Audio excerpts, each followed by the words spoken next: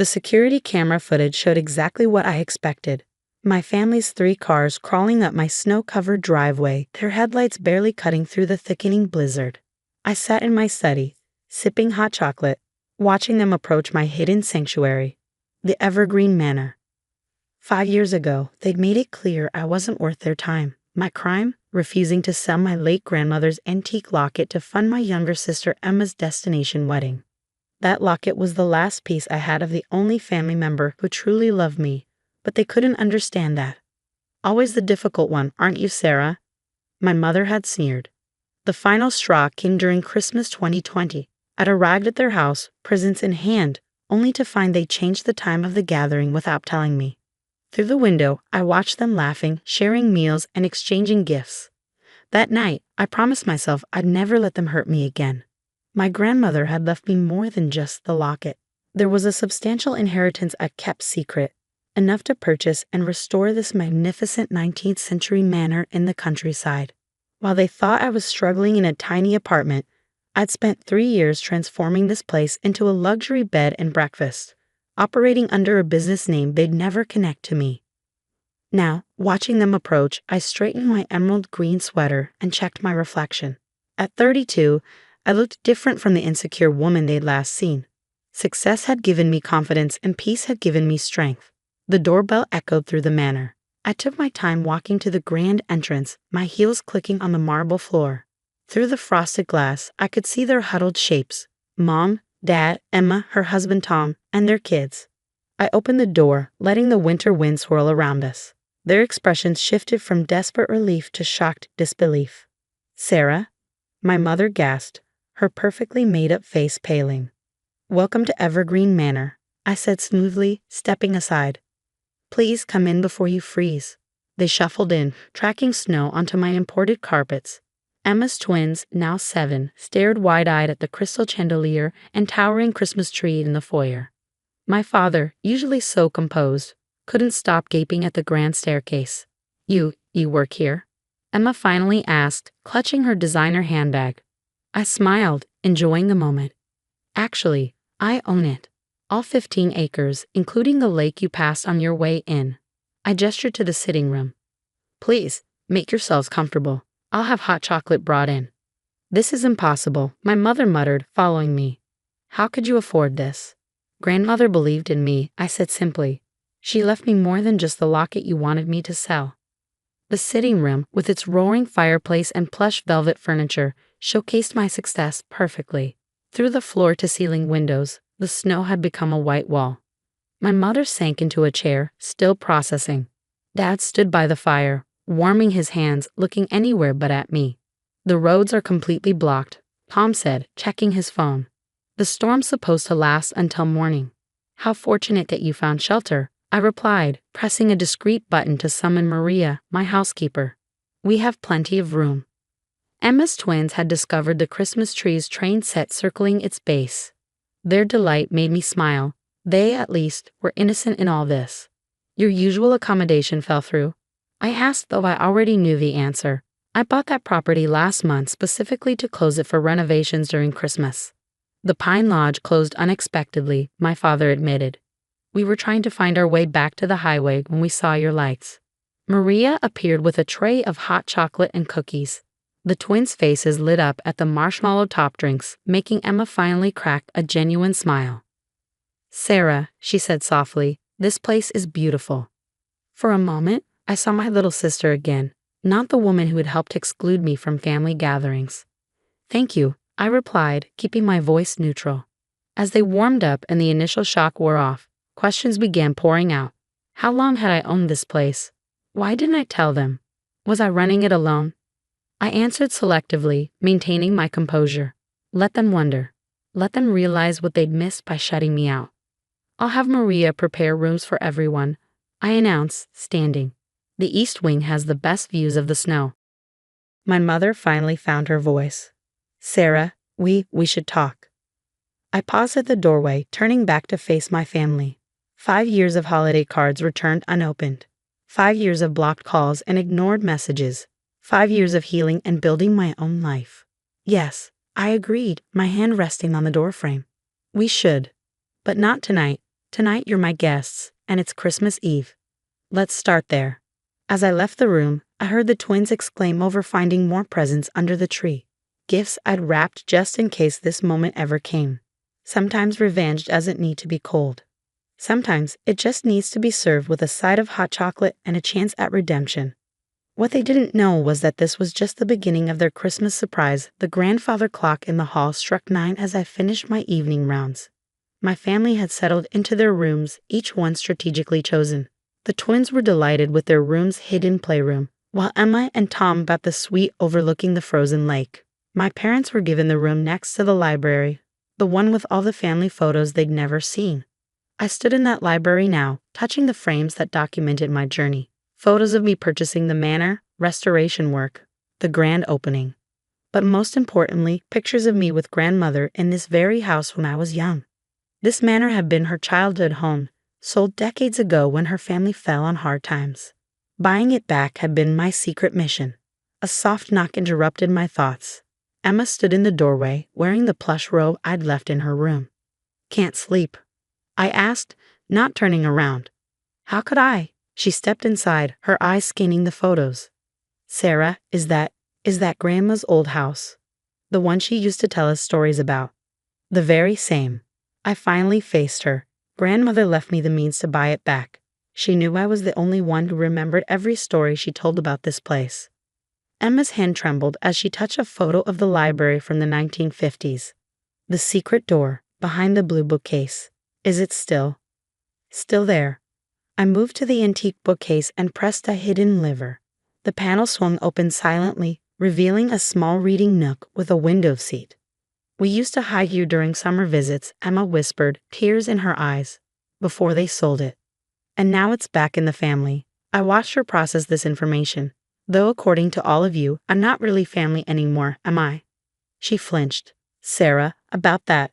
These past 5 years were educational," I finished. "I learned who I am without trying to meet impossible expectations." The door opened again, and my mother entered, looking smaller in her borrowed nightgown than I'd ever seen her. "I heard voices," she said, then stopped short at the sight of the photos. "Oh my God." "Hello, Mother." Recognizing the house now. She moved closer to the wall, her hand covering her mouth. "Your grandmother's home." "But how? Why didn't you tell us?" "Would you have cared?" I kept my voice level. "You were too busy with Emma's perfect life to notice mine." "That's not fair," my mother started, but Emma interrupted. "Yes, it is, Mom. We were horrible to her. Over a locket of all things." Emma turned to me. I was so caught up in my wedding, in what I wanted. "I never even asked why that locket meant so much to you." I pulled the locket from under my sweater. "Grandmother gave me this the last time we visited this house together. She told me about growing up here, about the secrets and love these walls held. She made me promise to never let anyone take my dreams away." I opened the locket, showing them the tiny key inside. "This opens her old jewelry box, which is still hidden in this house. I found it during renovations." My mother sat heavily in a leather armchair. "She always said you were the most like her. Strong-willed, independent." "Difficult?" I suggested with a raised eyebrow. "Special," she corrected, surprising me. "I was jealous of your relationship with her. And then after she died, when you wouldn't give up that locket, I let that jealousy poison everything." A log shifted in the fireplace, sending sparks up the chimney. Outside, the snow continued falling, coating the world in silence. "The twins found more presents under the tree," Emma said softly. "Did you? Have you been buying them gifts every year?" I nodded. "They're innocent in all this. I have a whole room of 5 years' worth of presents for them." I kept hoping that we'd find our way back to you, my mother finished. "That you'd want to," I corrected. Emma wiped her eyes. "Do you remember what Grandma used to say about this house at Christmas?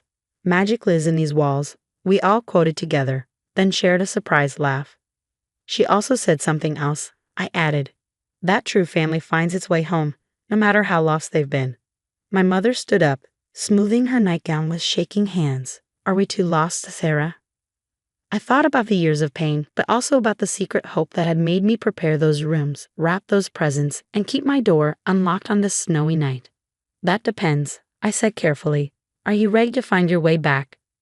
Emma reached for my hand, and after a moment's hesitation, I let her take it. My mother stepped closer, her eyes on the locket. Maybe, I said.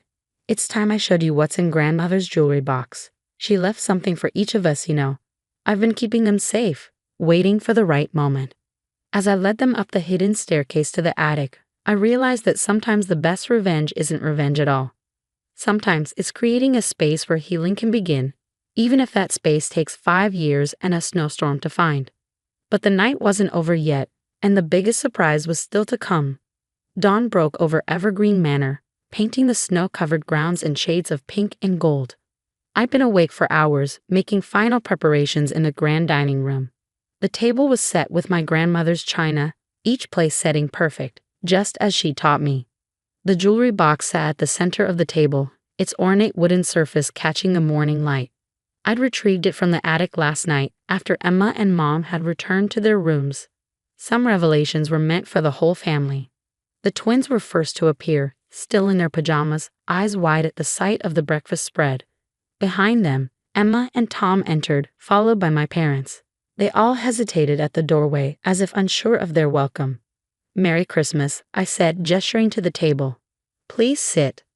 As they settled into their seats, I picked up the jewelry box. "Before we eat, I think it's time for grandmother's final gifts." My father spoke for the first time since arriving. "Sarah, we don't deserve." "This isn't about deserving," I interrupted gently. "This is about fulfilling her wishes." I inserted the tiny key from my locket, and the box opened with a soft click. Inside, nestled in faded velvet, lay 5 envelopes and several small boxes. I distributed them, saving mine for last. The twins received matching silver bracelets with their birthstones, though they'd been born years after grandmother's passing. "How did she?" Emma wondered, helping her daughters put on their bracelets. "She knew you'd have children someday. She bought these before she died, trusting they'd find their way to the right people at the right time." My mother's hands shook as she opened her envelope. A delicate sapphire ring fell into her palm, along with a letter. "This was her mother's ring," she whispered. "I always admired it." Dad received her father's pocket watch and a letter that made him turn away, wiping his eyes. Emma found a pearl necklace she'd played with as a child, accompanied by words that made her cry. Finally, I opened my envelope. Inside was indeed a letter I'd read countless times over the years, but this time I read it aloud. "My dearest Sarah, if you're reading this with our family present, then you've done exactly what I knew you would. You've brought them home. Not just to this house, but to each other. The deed enclosed is to Evergreen Manor. I couldn't bear to see it sold to strangers all those years ago, so I bought it back secretly, waiting for the right moment, the right person, to restore it to its former glory. That person is you, my darling girl. But a home is nothing without family to fill it. Even when they hurt us, even when they lose their way, family is worth fighting for. Your strength isn't just in standing alone. It's in knowing when to open the door and let love back in. The manor is yours, but my final wish is that you'll make it a home for all of you again. All my love, Grandmother." Silence fell over the table, broken only by the twins' quiet munching of toast. My mother reached across the table, taking my hand. "We were so wrong," she said softly. "All these years, we thought you were being stubborn about the locket, but you were protecting something far more precious. You were protecting her legacy," my father added, "while we were too blind to see it." Emma stood up, walking to the window. "Remember how we used to spend every Christmas here as kids? The snowball fights, the sledding down that hill. The hot chocolate competitions," I added, smiling at the memory. "Grandmother always let us win." "Sarah," my mother said, squeezing my hand. Would it be possible to make new memories here?" I looked around the table at my family, broken, healing, hoping. "That's why I bought all those presents," I admitted. Every year, I kept thinking, maybe this Christmas. "Can we open them now?" the twins chorused, making everyone laugh. "Soon," I promised. "But first, I have one more surprise." I pulled out a stack of papers from a drawer. "I've been working on getting the manor registered as a historic landmark, but with a special provision. It will always be a family home first, open to all of us." My father stood, pulling me into an unexpected hug. "You're remarkable, you know that? Just like her." As we moved to the living room for presents, the snow began falling again, soft and gentle. The twins raced to the window, pressing their faces against the glass. "Look," they shouted. Perfect sledding weather. Emma linked her arm through mine. Think you could teach them the secret route down the hill? The one Grandma showed us. Only if their parents join us, I replied, watching my mother already planning how to arrange hot chocolate for our return. Standing there, watching my family unwrap 5 years' worth of carefully chosen gifts, I realized Grandmother had been right. Sometimes the best revenge isn't revenge at all. It's having the strength to keep a door open, even when it hurts. It's believing in the magic of second chances and the power of coming home. As the twins pulled everyone toward the door for sledding, their excitement infectious, I touched my locket and whispered, "Thank you, Grandmother." They finally found their way back. And in the joyful chaos that followed, Evergreen Manor once again became what it was always meant to be, a home where family could heal, grow, and love again.